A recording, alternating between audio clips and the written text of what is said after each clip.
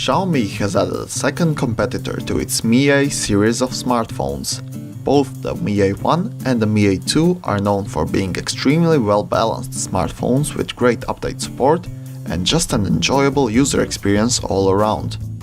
But the Mi A2 brings a few improvements and for some people maybe a few downgrades over the older A1. Regardless of opinions, this phone is sure to leave its tracks in the history of Android smartphones. Let's see what the fuss is all about and clear the air.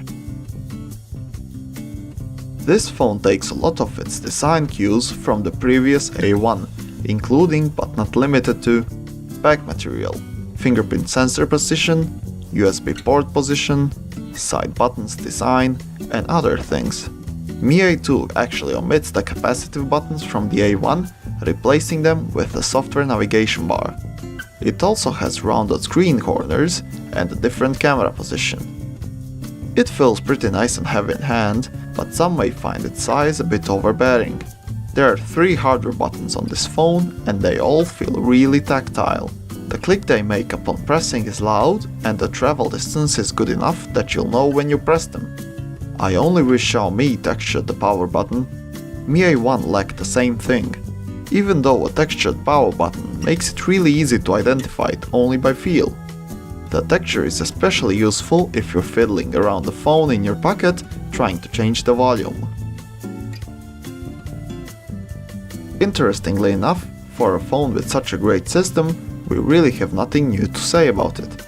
It's pretty much pure stock Android directly from Google, which means zero bloat and great responsiveness.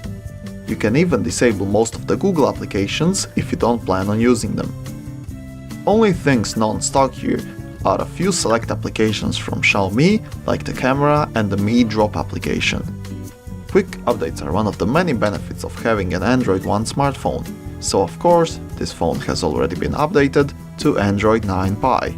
It lets you experience Android the Google way. First, let's get the benchmarks out of the way.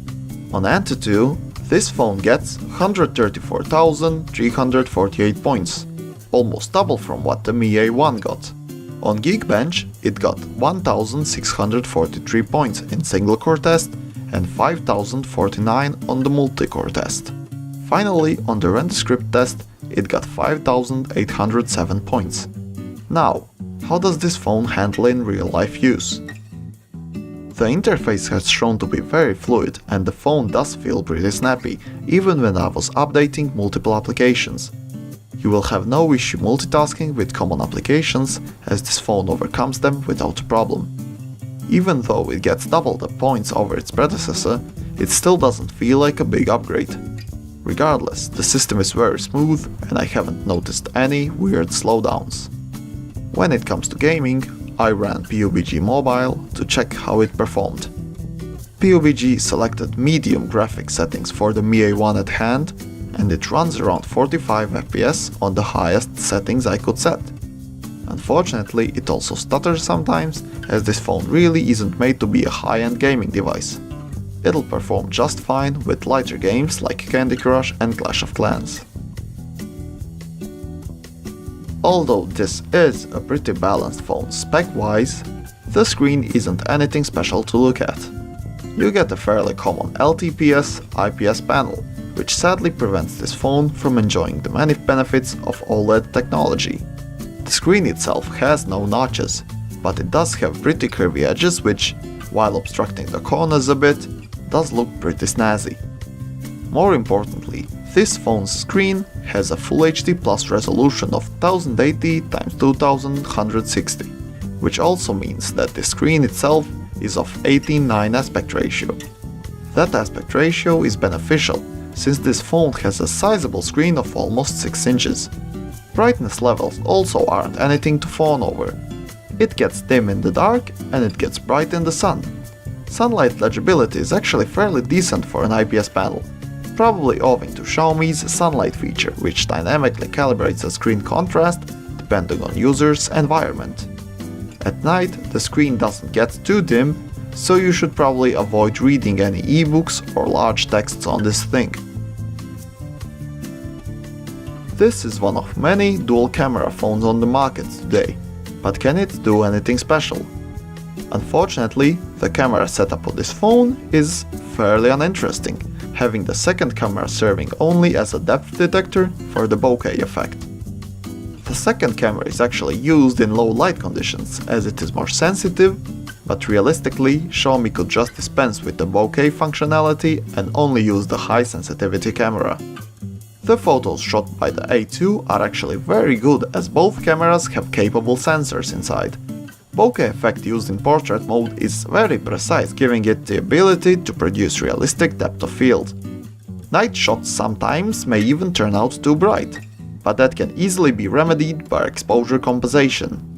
Selfie shots are very sharp even in the dark, since the A2 has a front-facing flash. Another good decision by Xiaomi. I also applaud Xiaomi for a proper manual mode this time around, precise white balance control, lots of shutter speeds including the extremes, ISO selection, manual focus, and finally sensor selection. Except the not so useful dual camera setup, this phone checks a lot of the boxes in this department. Finally, when it comes to video, we have 4K with 30fps and 1080p with both 60fps option and electronic image stabilization.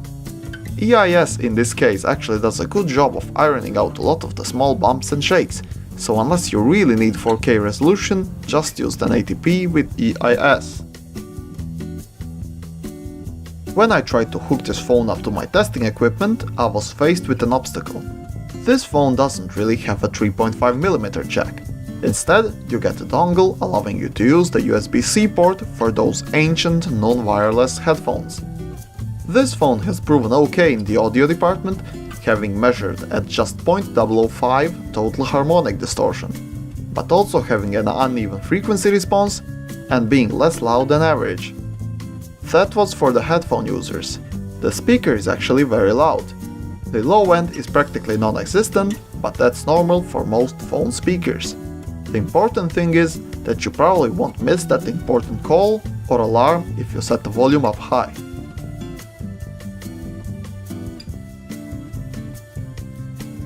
With Mi A2, battery was the victim of its exterior design.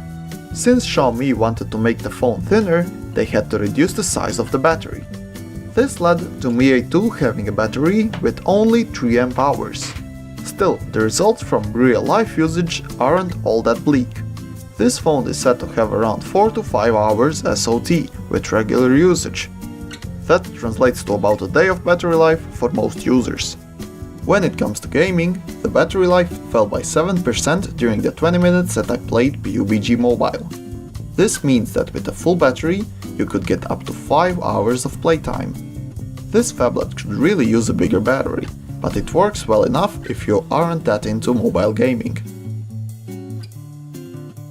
The GPS and the fingerprint reader work flawlessly, both being quick to do their job. Mi A2 is also equipped with an IR blaster, allowing you to control TVs, air conditioning, or pretty much any other household appliance that supports IR remote control. The OTG system is also working perfectly, supporting external storage and giving it plenty of power to operate.